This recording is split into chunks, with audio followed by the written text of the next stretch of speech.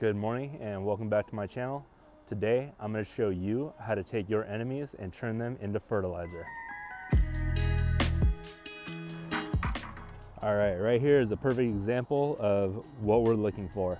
This is, I believe, mallow, and it's a weed for me because this isn't where I want it to grow. So we're going to take this and I'm going to show you how to turn this into fertilizer. It's as easy as that, so let's go look for some more weeds that we can turn into fertilizer.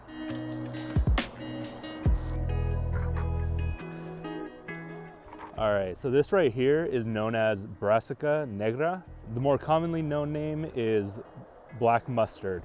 This is really invasive in Southern California, and at one point, a majority of my property was actually covered in this, but I've worked on getting rid of it. So we're gonna go ahead and take all of this out, try to pull the roots up, put it in the bucket, and turn them into fertilizer for the plants that we do want to keep. The nice thing about this stuff, especially growing in the sandy hillside soil, the roots will tap down pretty far, and they're also really easy to pull out right after a rain. When everything is slightly damp, they just pop right out, so it's easy to remove all of this. All right, starting to fill this bucket up, so let's move on to the next place and get some more weeds.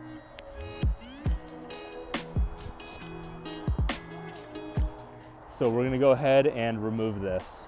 This will make great fertilizer for me. You don't only have to take weeds, you can take any plant really and turn them into fertilizer. Sorghum Sudan grass is a great fertilizer because it has so much nitrogen in it.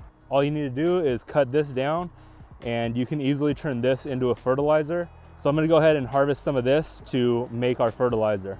Now, if you want to make a fertilizer that's, let's say, high in nitrogen, then you typically want to come and cut the tops off of the Sorghum Sudan grass while it's in that growth phase and it has lots of nitrogen in the tips as it's growing out. If you're trying to build a more phosphorus-based fertilizer, you'd want to come and harvest like just the heads off where the seeds and flowers are starting to develop.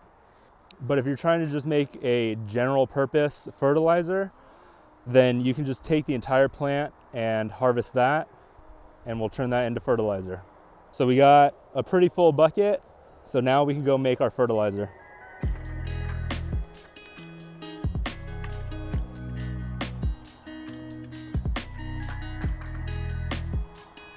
So why make fertilizer this way when I could just compost these and just add in some browns and I can make a compost pile out of it? Well, you absolutely could do it that way. I obviously have lots of Sorghum Sudan grass I can go and cut down, and I still have quite a bit of the black mustard growing on my property that I can go harvest and put that into a big compost pile. I have lots of wood chips, as you saw behind me in the beginning of the video, so I can make compost piles. So then why not make compost instead of doing some liquid fertilizer? Compost is great for your raised garden bed, but it's kind of like organic fertilizer where it does take a little while for the nutrients to become available to the plants.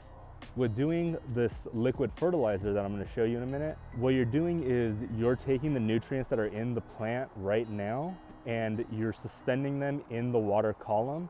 So now you're making them readily available through water. Once the liquid fertilizer is ready, it's then available to the plants. All you have to do is water it into your garden bed. And depending on the type of fertilizer you make, like if we were to make a nitrogen-rich fertilizer, you will notice growth in them the next day. They'll start growing and they'll look a little bit darker. You can even use this as a foliar spray. I've done this on my banana tree and the leaves got darker the next day. So I could tell they really enjoyed the liquid fertilizer that I had made for them. All right, enough talking about this. Let me show you how it's made. Our goal with this is to break up the plant cell walls so that way, as we pour water into this, all the nutrients are then able to get into the water column easily. It will happen over time, but it happens faster if you break it up yourself. If you have a chipper, you can definitely run this through a chipper and collect it all. You just have a slurry of your weeds. All right, so what started out as about a full bucket After using the shovel to cut up and kind of mash and break this all up, we're now down to about a third full. What we're gonna do next is add water to this.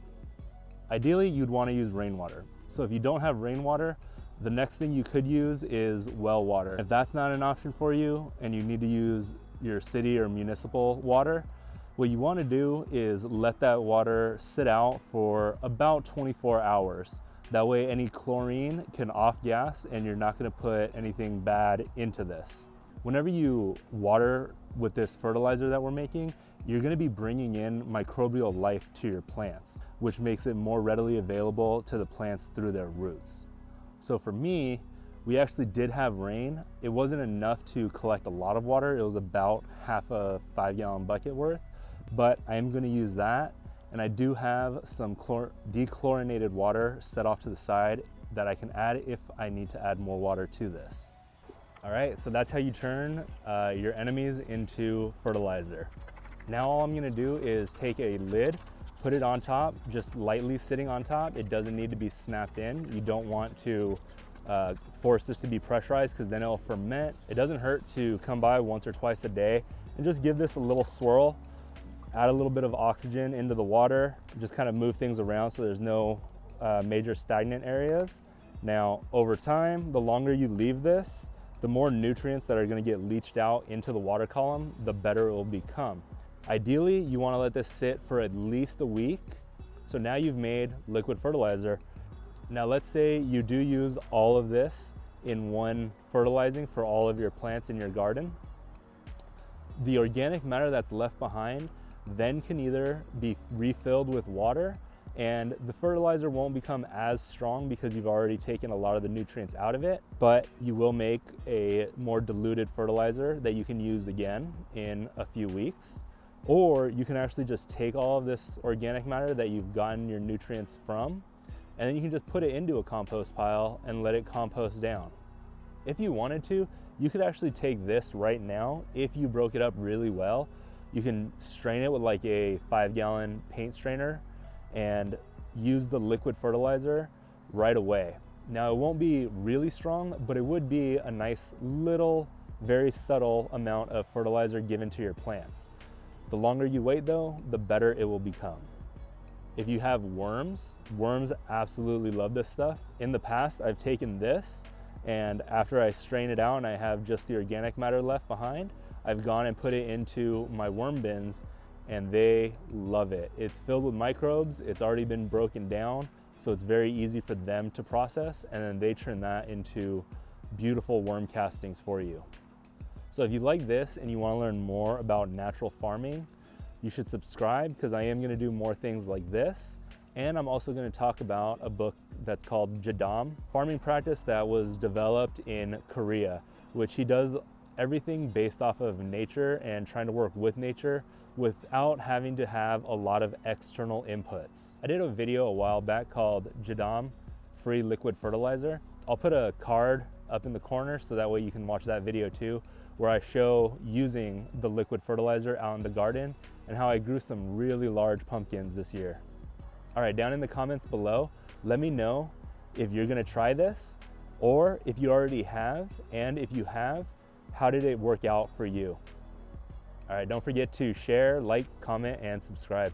I'll see you on the next one. Bye.